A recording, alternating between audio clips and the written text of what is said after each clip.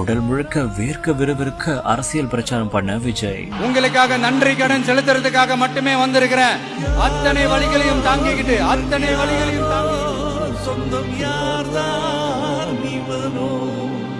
வெயில கூட பொருட்படுத்தாம வியர்வை வழிய வழிய எப்படி பண்ணுவார்னு நினைக்கவே இல்லை.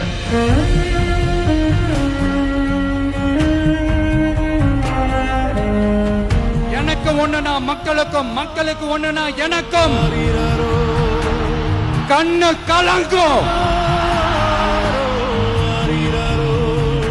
கண்ணு கலங்கும்.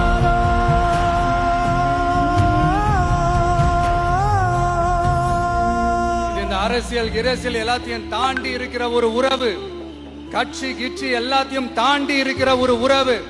இது ஒரு பூர்வ ஜென்ம பந்தம்.